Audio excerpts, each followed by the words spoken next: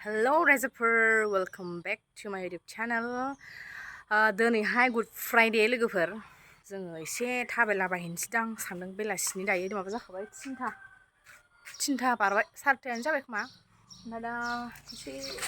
लामा बेरलाबायनोसै नामा सानदों आरोना लोगोफोर ओमफ्राय दा ओंखारनोसै आं बिदिनो गाना थांगोन दहाय फुङाव बिदिनो गाखादोंमोन आं बिदिनो थांगोन आरोना ओइ हिर' आङो ना बिनि नाम गोदान दोनदों लोगोफोर मिथिगौ मा नाम उदै गेन्द्राद्रा जाबायना बेहा जायै जायैनो अमा मेजेम जानानैहाय बेखायनो बिनि नामखौ मा दोनबाय आं पेटलु पेटा दोनला कमन जायोना पेटलु दे लोगोफोर नायदे नुवाखै उदैया नाय ओइ पेटलु पेटलु इमान गिदिर उदैया अमा मेजेम जायो अमा मेजेम जायो बेसे गोजोन खुगायाव बेसे गोजोनखो पेटलु फैद' ओमफ्राय दा आङो नै अर्डार दङ मोनसे आङो माने होबाय थानाय जाया ओरैनो जास्ट फेसबुकफ्रावल' होनाय जायो आङो पस्टखौहाय ओमफ्राय इउटुबाव बारा होनाय जाया आरोना नायनो बायोना सोरबा मानसिफ्रा माने केकनिल'बाथाय सोरबा मोजां मोनो सोरबा नायनो बायो नालाय बेखायनो होनाय जाया आरोना नैबे बार्बी केक बेखौ आङो मैया हराव बानायबाय मोजां जायो नालाय बिदिबासो हानो ओमफ्राय दायो बेवहाय नाम माबानोसै आरोना किउट नुदोंना किउटी पेक खालामसै बेखौहाय दायो नाम लिरना लानि रायजोफोर नैबेयावहाय आङो फन्डेन्टखौ नानानैहाय बिदि साइजनि बानायनानै दोनखाबाय आरो दा बेयाव नाम लिरनोसैल' आरो आं माबायदि लिरगोन नायदो डाबल साइडेड इडिबल मार्कार जाजायो आरो बिथिंहाय फिसा ओमफ्राय एसे गिदिर लिरनोबा एसे गिदिर जाजाखायो आरो बे माबा जाजाग्रा कालारसो आरोखि दामा हेभि माथो ना 250 बावसो लाला ओमफ्राय आं बेखौ लिरनोसै हेपि बार्थडे जानोसै आरोना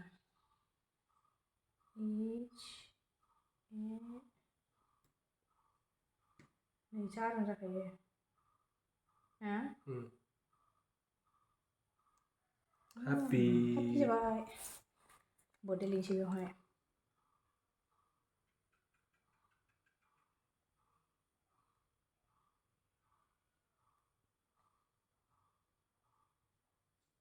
ब्रासजों लिरनो गोसो जायोबा ना फुड कालार होनानैहाय हेपि बार्थडे मा नाममोनलाय ब्रिनिया स्पेलिंआ BRI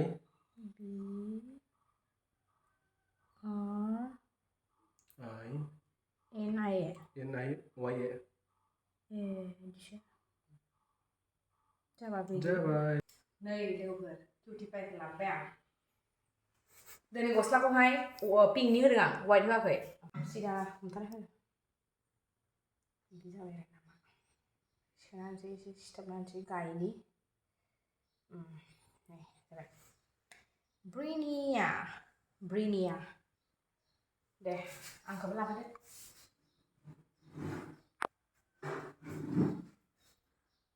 मोजां ना सोर माबायदि नुदों कमेन्टआव खोन्थाहर लोगोफोर दासिम आङो बार्बी डल केक बानायनाया मोनथामावबो पिंक फैजोबदों अर्डारा पिंक लाबाय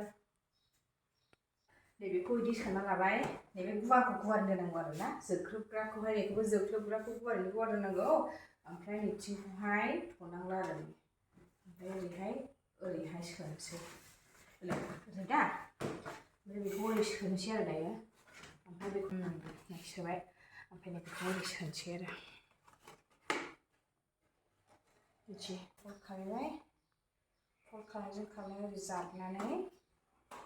बेखौ लानानै कमप्लिट जाबाय लोगोफोर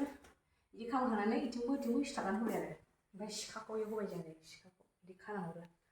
किउट नोंनि आखाइखौ प्लास्टिक गिदिरखा दे बहा बेरायनांगोन आंखो थांलाबायनोसै लामा स' लोगोफोर दायो जोङो बेरायहैमानोसै ससेबाबो ओरैनो माहा थाङो माहा मायो आयौ आंनि सेन्देला ओरैनो थांलाबायनोसै आरोना लोगोफोर दसे ओरैनो जा बरिं मोनदों न'आव थानो बादों आरोना बेखायनो नै हिन्जावनिखौसो गानो नै फाग्लासो हिन्जावनिखौसो गानो मोजां मोनो गानो कमफर्टेबोल मोनो नामा आंनिखौसो गानो आरोखि नोङो गावनोखौ गानबावा Let's go. औ फार्स्ट टाइम आंनि स्कुटि गोदानजोंहाय बेरायहैनोसै लोगोफोर खाथियावनो थांगोन गोजानाव थाङा नै टाइमा 4:13 जाखाबाय थांसै ना ससे लांना हैनोसै थां टाइम गैलाना नेबाय थानो ओंखायनो हैनोसै जों ससे दे सालायद' दे आयौ दख'ना जा खस्थ'हायनो आयौ फैखोलाबाय थानांगौ र' गाखोदो बोराय दे सालायग्रो ससे सालायग्रो आं रोङा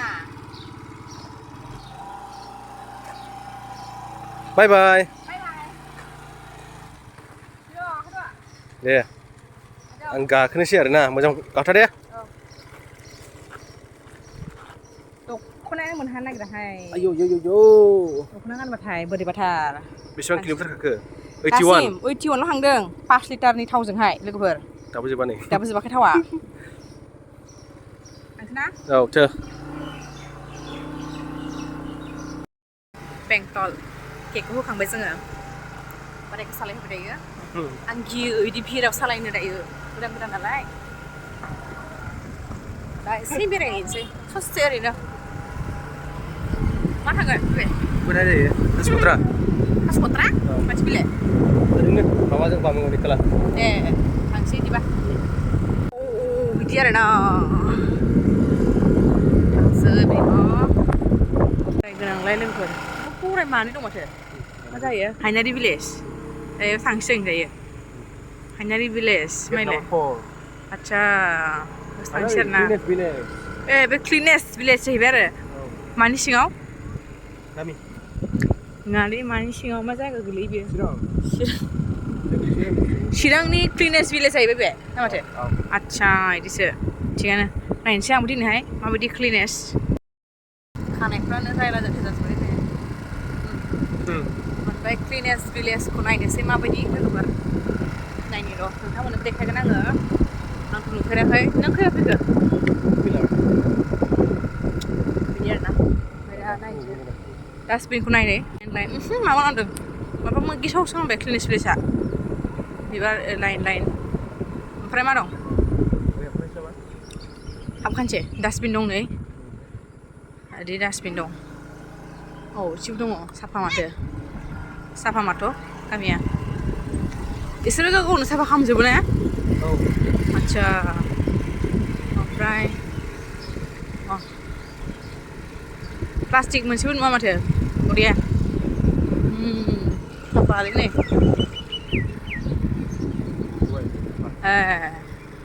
साफाथ' प्लास्टिक चक्लेट पेकेट मोनसेबो नुवासै थिगानो सिबजोबखायो वाव हा समायनाय बारबाय बिबारफोरा आदसा वाव नाइस मोजाङानोथ' आरो दंबावो सिङाव बिदि आरोना क्लिनेस्ट भिलेज जाहैबाय बे कक'आ बिफां सिनायखाबाय आं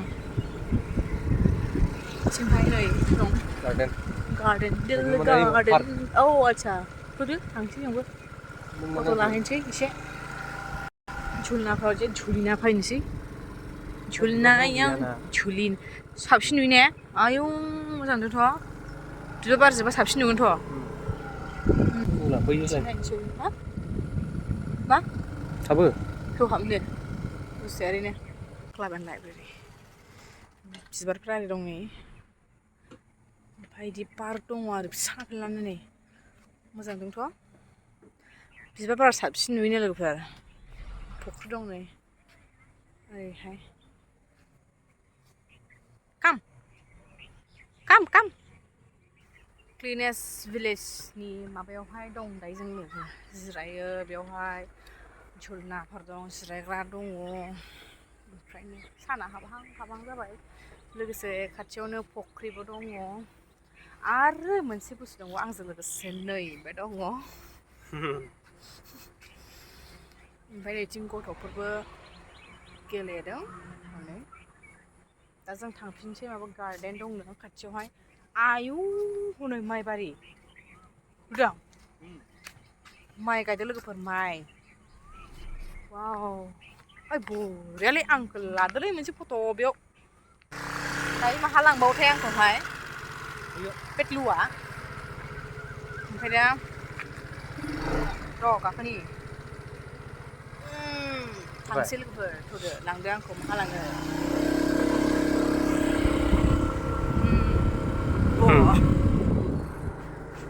बेनो गार्डेना गेटआ बबे kita kasih dari mana saja mau dari mana gitu बेनो आरोना फेग्रा मुवानिफ्राय गोजानाव था फेग्रा मुवानिफ्राय गोजानाव था होनदो बिबार थानायबा ओरैबायदि साइज नुसिगौमोन आरोना बेवहाय नै वाव लाइन लाइन बिबार गोजाखा माने नै ओरैबायदि साफा आयो फट'सो लानो लुगैबाय आं दे लानोसै दे फैयै फैयै फैयै फैयै कासिकट्रा सफैबाय जों लोगोफोर कासिकट्रायावहाय आलु सब पक'रि माबा माबि जाला जोब्बाय आरोना जोङो ओमफ्राय थांफिनसै दायो